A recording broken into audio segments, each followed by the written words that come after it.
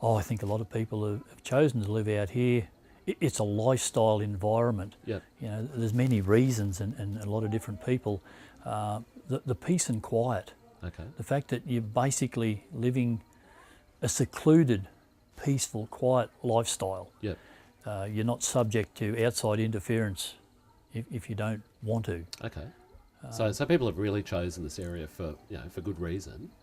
Privacy, secluded, Yep. for whatever their reasons. Yeah, there's a lot of people out here do their own thing. That's fine, you know. All right. Do what you want to do on your own place. Yeah. Yeah. So a lot of people, I think, when they hear about coal seam gas and all the issues, tend to think it only has to do with farmers. But people on these blocks, they're about 30-acre blocks. Yeah. Most of the ones. Yeah, around here? 12 hectares. Yeah. 12 hectares. So they're not actually farming those blocks, are they? No. There is a few people that farm, like a couple of k's west of us. There's a certified organic farmer. Okay. Who has all the certification Yep. to grow organic vegetables. I'm not sure how he's going to get on doing that in the middle of a gas field, but at the moment his water's not affected. I imagine, his whole operation is not affected, but for how long I don't know. Okay. Not really. I mean, on our block we grow sufficient vegetables to look after ourselves, but you can do that in any backyard. Yeah. It's basically the peace and quiet, the bird life, the flora and the fauna. You have your own big backyard that you can get lost in. Yeah. The world stops at the front gate, if Yeah. that's how you want it. Okay. So most of this land is actually, it's completely uncleared, isn't it? It's Yeah. Yeah. It was logged, 60, 70 years ago, the stumps tell us. Right. A lot of these blocks basically are so thick you couldn't drive through them. Yep. You can walk through them, you can't run through them. My own block, for example, was that thick it took 5 hours to cut a bit of a driveway in when I first arrived there. Yeah. We were burnt out in 2002, but in the ensuing sort of 10 years, we've planted trees with the help of the DPI. A lot of little trees come up here. We've transplanted them, watered them, brought all the bush back, and that's brought all the birds and the wildlife, totally regenerated it. Okay, so you've got almost a whole ecosystem just on, that. Very much so. Yeah. And we have a land for wildlife sign on the gate. The proper people have come out and walked around the block and said, yes, this qualifies, yes, you've got this, yes, you've got that. Okay. Over a 12-month period, we have catalogued just on 100 species of birds. 100 species? Yep. Yeah. My partner has done an external course in ornithology from the university. So, she's got the book, she's got the list. A lot of them we've got on camera. They're not fantastic shots, but you can basically see that is the bird. Okay, wow. So there's a lot here. This is a bit of a sore point with people too. They say, it's prime farming land. Okay, farming land is farming land. It provides food. But it was bush years ago. Yeah. It's been flattened. It's finished. It's either going to grow crops or whatever. Environmentally, I mean, it's been buggered already. Yeah. But it has its uses. But this land here is as it was. It's irreplaceable. There's not a lot of this left.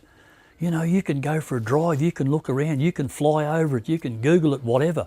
There is not a lot of this cypress country left in its natural state with its natural habitat. We are getting more birds flying into our block now than ever. Yeah. Why is this? Because their natural habitat is getting cleared for wells, for pipelines, for whatever, for constructions. Yeah. The 20th century's caught up with this little isolated block. This was the attraction of this years ago. It was untouched.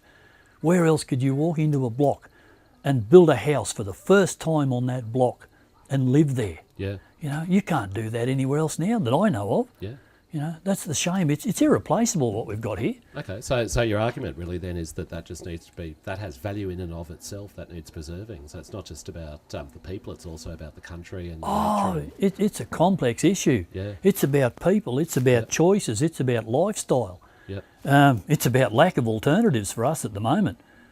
For no fault of our own, we're living here, peace and quiet, doing our own little thing, hurting nobody, and yet we're surrounded, we're being pushed around. We haven't a lot of alternatives.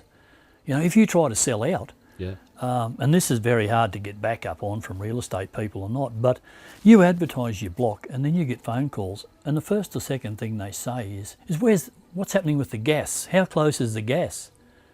Now you approach the gas company, and if these companies are spending millions of dollars, and yet they can't give you a yes or no answer on, are you coming onto my block? Oh, I'm not sure. Well, I don't think so. Now, if you're going to spend money on a block and that's the best answer that you can get, are you going to buy that block? I don't think so. So, have you been involved in any of the activism that's gone on around here, or? In a way, in a behind the scenes way, we've been invited to a couple of the protests and blockades. We did, hold the banner at one, and it was a peaceful demonstration. We presented a letter, got our point across, fine. We did go to Brisbane one time and have a rally outside of Parliament House, talk to a few politicians. Yep. Some of them know what's going on, some of them don't. Actually, I should say that, no, some of them don't.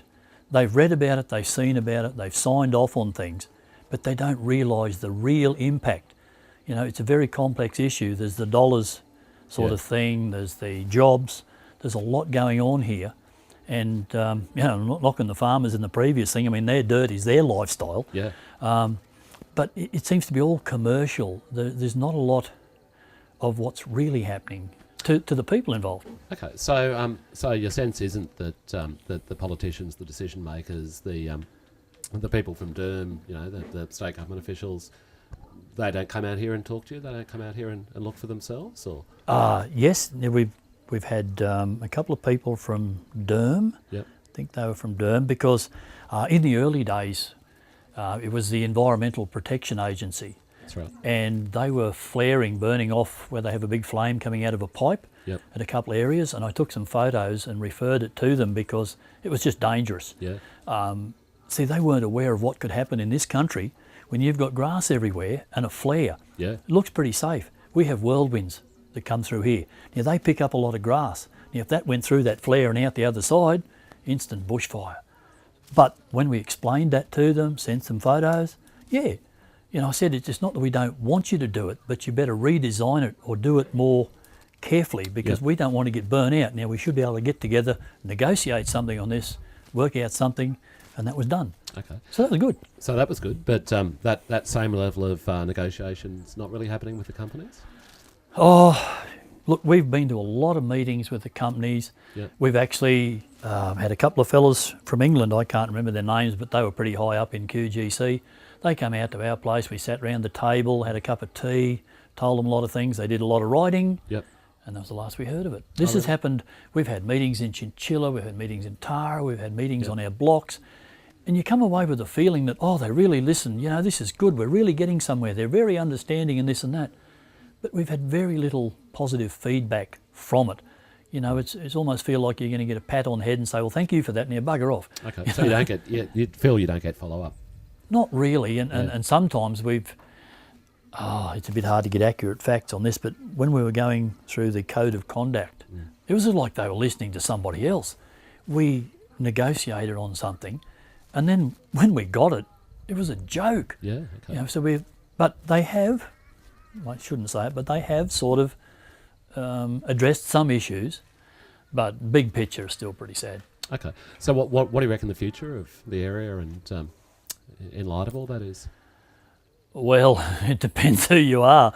I don't think our future's that bright as far as retaining our lifestyle and the value of our land. It depends who you are and where you are. Business owners, people without a job that have now got employment with these people, it's all good. There's just a small select block of people here that we're in the middle of nowhere with no options. We're not actually working for the gas.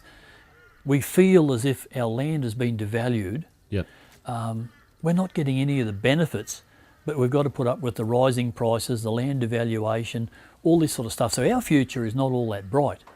Overall, it's looking pretty rosy, but I do think it's going to be short term. Okay. And when the bottom falls out of it,